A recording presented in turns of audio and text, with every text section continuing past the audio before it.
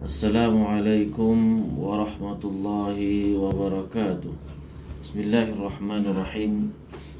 Innal hamdalillah nahmaduhu wa nasta'inuhu wa nastaghfiruh wa na'udzu billahi min shururi anfusina wa min sayyiati a'malina.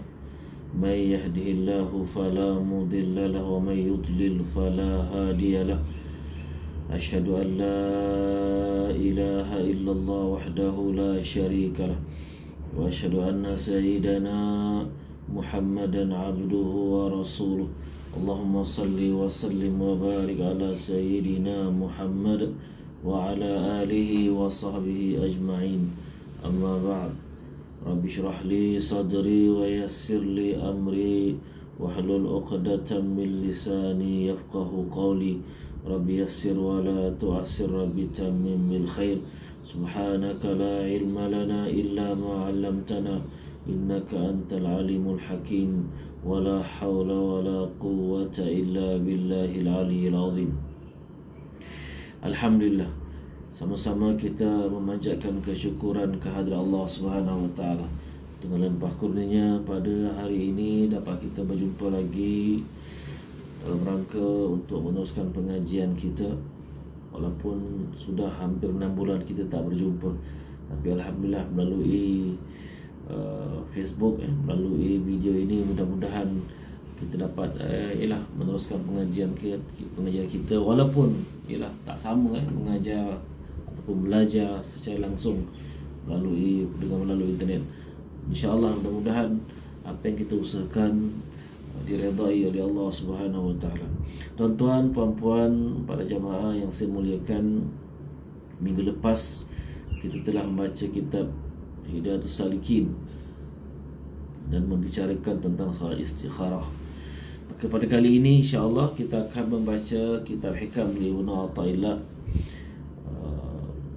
bab yang bersangkut paut dengan sifat tamak ataupun sifat rakus. Telah berkata Syekh Ibn Athaillah rahimahullah, Bismillahirrahmanirrahim, ma basaqat aghsanu dhul illa ala bidri tama'. Artinya tidak berkembang biak berbagai cabang kehinaan itu kecuali di atas bibit tamak ataupun benih tamak yang ada dalam jiwa, penyebab lahirnya berbagai cabang-cabang sifat-sifat yang hina kepada seorang hamba itu. Sifat tamak merupakan sifat yang sangat dikeji, sangat dimurkai oleh Allah Subhanahu wa taala. Namun para jemaah saya muliakan, tamak mempunyai arti sifat rakus, serakah, inginkan sesuatu tanpa peduli halal ataupun haram, secara umum lah. Namun tamak terbagi pada dua. Tamak yang dipuji ataupun yang terpuji, yang diredai oleh Allah Subhanahu wa taala. Yang kedua, tamak yang dimurkai, tamak yang dikeji. Adapun tamak yang dipuji oleh Allah Subhanahu wa taala ialah seperti tamak untuk mendapatkan ilmu pengetahuan yang baik. Jadi orang seperti ini dia sentiasa haus untuk menimba ilmu. Semakin dalam dia menimba, semakin tak puas. Maknanya kepuasannya tidak ada penghujung, sehingga kembali ke rahmatullah baru dia stop menimba ilmu yang baik, yang bermanfaat. Maka ini tamak yang mulia, yang diredai dan digalakkan. Ataupun tamak untuk mendapatkan keampunan daripada Allah Subhanahu wa taala. Si hamba ini menangis, meratap, merayu agar mendapat keampunan daripada Allah Subhanahu wa taala. Tamak inginkan syurga. Maka ini di antara sifat-sifat tamak yang mahmud, yang terpuji, yang digalakkan, yang dituntut dalam Islam. Yang kedua, tamak yang dikeji, yang dihina. Apa dia? Tamak akan jawatan, pangkat. Artinya sifat rakusnya kepada jawatan begitu luar biasa. Keinginannya untuk memegang jawatan, posisi begitu kuat. Sehingga kita lihat orang seperti ini umumnya berada di mana-mana. Di mana-mana organisasi, di mana-mana persatuan, di mana-mana jamaah, biasanya ada orang macam ni. Dia ingin selalu ke depan, dia ingin selalu menjadi ketua. Jadi dia sanggup melakukan apa saja. Kita tengok saja di zaman sekarang, zaman di mana ahli-ahli sebahagian ahli politik negara-negara jiran dan sebagainya, bagaimana sifat tamak kepada jawatan yang begitu tinggi sehingga sanggup melemparkan fitnah kepada puaknya lain dan sebagainya. Ini semua kerana sifat tamak, rakus kepada posisi dan jawatan. Ini sifat yang sangat dikeji oleh Islam. Begitu juga tamak kepada harta. Ini yang paling ketara lah. Tamak kepada harta, tamak kepada dunia, yang mana ianya memiliki sifat yang begitu kuat untuk memiliki dunia. Maka orang seperti ini, subhanallah, akan kita bentangkan lagi, kita bincangkan lagi secara detail kesan-kesannya dan sebagainya. Yang ketiga, tamak kepada makanan dan minum. Jadi bila makan, minum, dia tamak, dia nak banyak. Kalau boleh satu meja dipenuh dengan makanan. Tapi bila tiba makan, hanya sebahagian yang dapat makan. Kerana bila kita makan ni ada batasan, ada had. Perut kita tak ada bersama mana, tapi meja penuh. Subhanallah, ini tamak.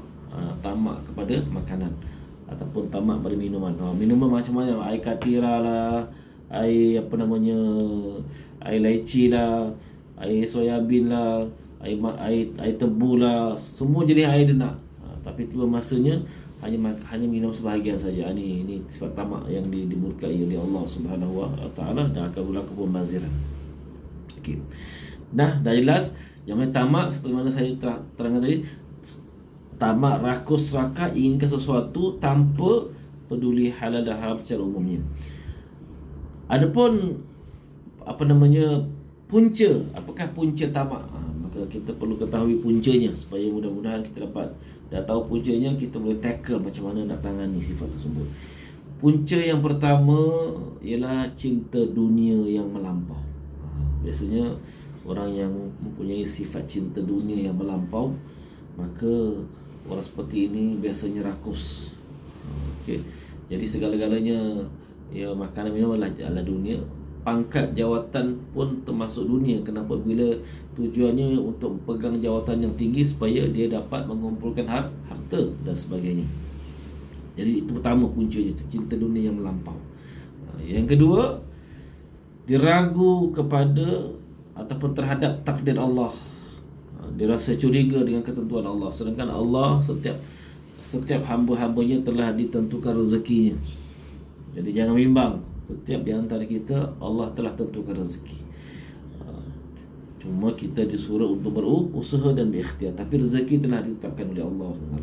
Namun orang yang tamak kerana dia tak yakin dengan rezeki Allah, maka dia takut dia tak dapat, maka dia sanggup melakukan apa saja untuk mendapatkannya. Yang ketiga, orang yang tamak ni puncanya kerana apa? Tidak redha dengan ketentuan Allah. Allah dah tentukan rezekinya, dia pun dah dapat rezekinya, tapi dia tak rasa puas. Tak rasa puas, tak redha dengan ketentuan Tuhan, malah dia buruk sangka dengan Tuhan. Maka orang seperti ini akan lahir sifat tamak yang membuak. Jadi dia tidak peduli kanan kiri, yang penting aku dapatkan apa yang aku inginkan. Subhanallah. Nah, sekarang saya ingin bincangkan apakah kesan tamak pada peribadi seorang muslim ataupun seorang individu secara umum. Pertama, orang yang tamak biasanya memiliki sifat kedekut, sifat bakhil. Subhanallah. Artinya dia, subhanallah, tidak mahu mengeluarkan belanja, kedekut. Kadang-kala dengan keluarga sendiri, dengan isteri, dengan anak-anak pun kedekut. Masya-Allah. Kalau boleh dia nak lepas tangan, tak nak bertanggungjawab. Apatah lagi sebahagianlah, contohlah sebagai contoh saja, mentang-mentang lah isterinya kerja, Dia pun lepas tangan dia buat wudu. Padahal ini kewajipan seorang suami. Suami wajib memberi nafkah pada isteri. Adapun isteri kerja, isteri sebagai sokongan, membantu kekurangan. Tetapi kalau isteri kerja, suami lepas tangan, inilah orang yang mana saya bilang sebenarnya ada sifat tamak dalam dirinya, sehingga lahirnya sifat kedekut. Dari tamak akibatnya menjadi kedekut. Kedekut dengan keluarga sendiri, kadang-kala kedekut dengan kawan, dan kadang-kala biasanya kedekut untuk berinfak di jalan Allah Subhanahu wa taala. Allahu akbar. Jadi bila infak jalan Allah, dia rasa kedekut, rasa bimbang. Tapi kalau infak untuk mengumpulkan harta, mengumpulkan dunia, maka disanggup belanja. Masya-Allah, nauzubillahi min dzalik. Ini punca kesan daripada orang yang memiliki sifat tamak, iaitu kedekut. Dan juga orang seperti ini biasanya dia mengira, kedekut dan sangat mengira.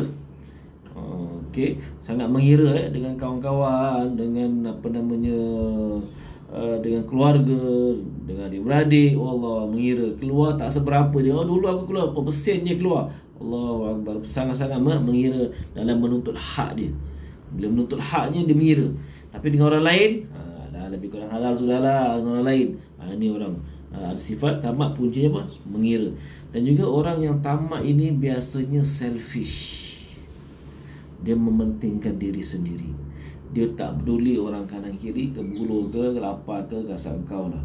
Yang penting aku makan, yang penting aku makan makanan yang sedap-sedap, yang penting aku hidup senang. Aku tak peduli kanan kiri, apatah lagi jalan tetangga, apatah lagi masyarakat, apatah lagi umat Islam yang di luar sana yang kesusahan, yang memerlukan bantuan, dia tak peduli. Yang penting dia hanya mementingkan diri sendiri. Okey. Begitu juga orang yang sifat tamak ini, kesannya yang sangat berbahaya ialah dia sanggup menghinakan harga dirinya. Dia merendahkan dirinya demi untuk memperolehi apa yang diinginkan. Allah musta'an. Sehingga seorang syekh bila ditanya tentang tamak, maka dia membawa cerita, dia kata diumpamakan seperti seorang anak kecil sedang bersama-sama dengan temannya. Salah seorang anak kecil ini mempunyai roti dengan keju. Mana makan roti dengan keju yang lazat lah. Yang satu lagi hanya mempunyai roti saja. Kemudian dia tengok temannya, bestnya ada keju. Roti saya hanya roti saja. Maka dia pun jumpa temannya lagi satu, wahai temanku, kasihlah aku sikit keju tu. Kasihlah aku sikit keju tu, nampak selera.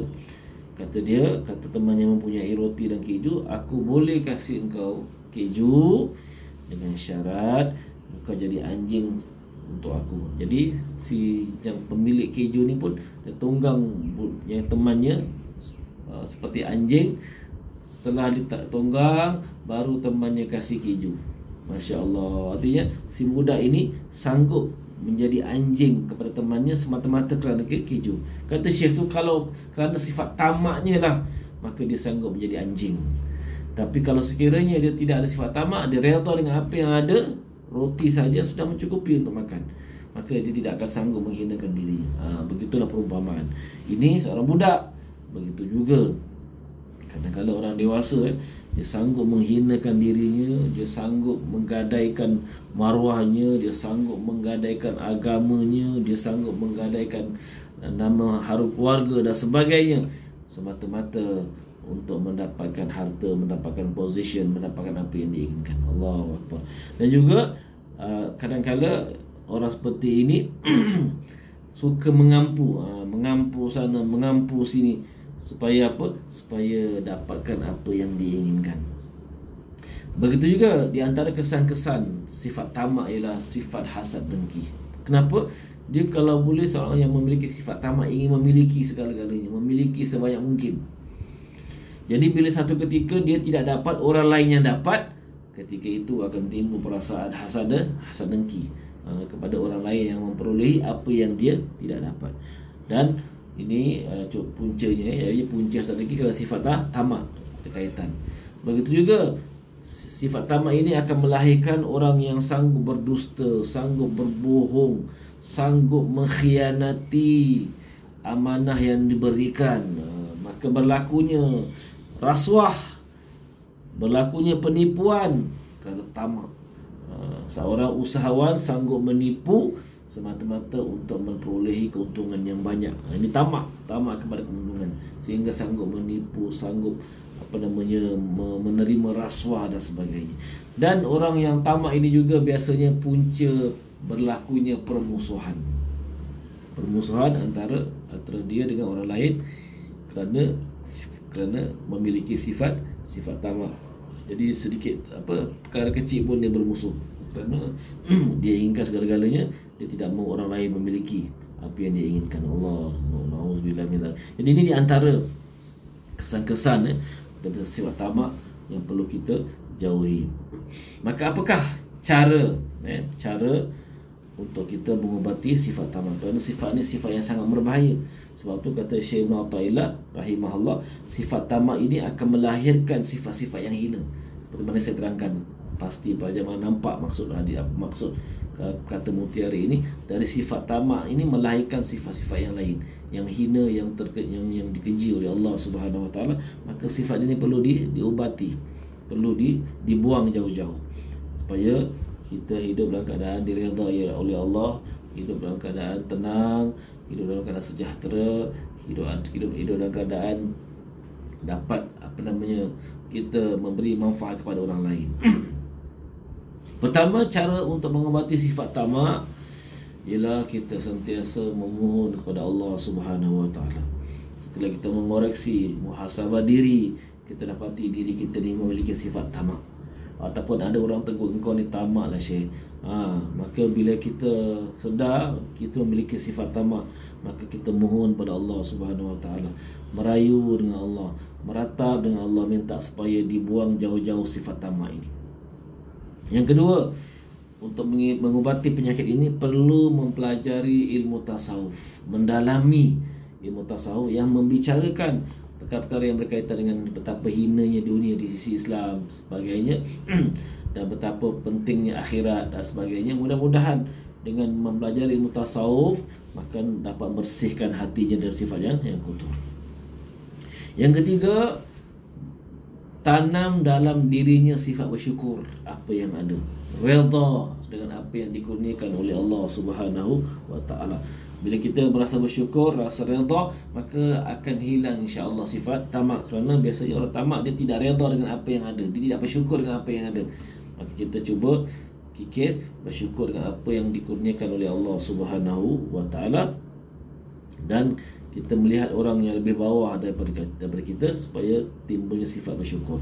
Kemudian yang berikutnya, orang yang ada memiliki sifat tamak cuba mengubah kehidupan yang selalu inginkan kemewahan, inginkan kesenangan, inginkan yang banyak. Maka dia cuba lawan nafsunya supaya hidup sederhana, hidup dalam keadaan sederhana, supaya cuba dia lawan nafsunya yang inginkan lebih, tapi dia cuba tukar dan ubah supaya hidup sederhana. Masya Allah. Dan yang terakhir yang dapat kita bicarakan pada kali ini ialah untuk menghilangkan sifat tamak ialah kita cuba membaca sejarah-sejarah ulama-ulama ke, sejarah para nabi ke, bagaimana mereka, ataupun sejarah orang-orang yang hebat-hebat di sisi Allah Subhanahu Wa Taala, bagaimana mereka memiliki sifat yang mulia ini, sifat qanaah, merasa puas dengan apa yang ada, tidak tamak haluba, malahan banyak infak dari Allah Subhanahu Wa Taala. Saya dah buat satu kisah contoh, subhanallah, sifat yang mulia yang Allah kurniakan kepada seorang hamba Allah yang sangat masyhur, yang sangat terkenal di kalangan tabi'in. Nama beliau adalah Uwais Qarni. Uwais Qarni, beliau hidup sezaman dengan Nabi SAW. Namun beliau tidak pernah berjumpa dengan Rasulullah SAW, maka beliau dianggap tabi'in. Dikisahkan beliau ni seorang yang susah. Jadi saking susahnya, Masya Allah, beliau mencari makanan daripada tong sampah. Allahu Akbar. Mencari makanan dari tong sampah. Jadi yang peliknya, ketika beliau mencari makanan di tong sampah, biasanya beliau bukan saja mencarikan makanan untuk dirinya sendiri. Subhanallah, orang yang macam ni pun mencari makanan dari tong sampah itu pun masih memikirkan kepentingan orang lain. Allahu Akbar. Kita Masya Allah, makanan kita mewah, makanan kita sedap-sedap, kita langsung tak peduli orang. Orang dalam keadaan sesak, dalam keadaan tercepit, hanya makan makanan yang ada di tong sampah, itu pun masih memikirkan kepentingan orang lain. Bagaimana beliau apabila mencari makanan di tong sampah, beliau akan membagikan makanan yang baik, yang sangat baik diketepikan. Makanan yang agak sederhana, itu pun diketepikan. Makanan yang sederhana itu untuk dia makan. Okey, makanan yang agak baik, lebih baik daripada apa yang sederhana ini, maka dia kumpulkan. Kemudian dia cari fuqara, dia cari orang miskin, kemudian dia bagi-bagi kepada mereka. Masya Allah, ini subhanallah, totally tidak ada sifat tamak. Dalam keadaan yang tercepit, dalam keadaan yang terdesak, dalam keadaan yang sesak, subhanallah, susah yang amat sangat, mencari makanan pun dari tong sampah, masih memikirkan tentang membela orang lain. Sehingga dia kata, ya Allah, janganlah Engkau menyalahkan aku bila ada di kalangan fakir miskin yang kerbulu. Masya Allah, Masya Allah. Inilah contohnya Uwais Qarni, seorang tabi'in, seorang yang dipuji oleh Rasulullah sallallahu alaihi wasallam, sehingga Rasulullah pernah bersabda yang bermaksud, ada seorang lelaki namanya Uwais Al-Qarni. Orang ini tidak terkenal di dunia tetapi terkenal di langit. Subhanallah. Maka di riwayat Rasulullah menyuruh Umar dan Ali untuk mencari Uwais. Kalau jumpa beliau, minta doa supaya diampunkan oleh Allah Subhanahu wa taala. Nescaya Allah akan mengampunkan dosa mereka. Subhanallah. Inilah Uwais Qarni, seorang yang mulia, yang tidak memiliki sifat tamak, walaupun dalam keadaan tercepit, sesak, masih memikirkan orang lain. Masya Allah. Mudah-mudahan kita memohon pada Allah Subhanahu wa taala, mudah-mudahan kita yang fakir ini, yang dhaif ini, yang lemah ini, diberi kekuatan oleh Allah, diberi kurniaan oleh Allah untuk membuang sifat tamak jauh-jauh, tapi kita tanam dengan sifat apa? Sifat redha dengan ketentuan Allah. Ditanam sifat suka memberi kemanfaatan kepada orang-orang lain, insya-Allah. Amin ya rabbal alamin. Sekian pertemuan kita pada kali ini, insya-Allah dipanjangkan umur. Kita jumpa lagi. Wabillahi taufiq wal hidayah. Wassalamualaikum warahmatullahi wabarakatuh.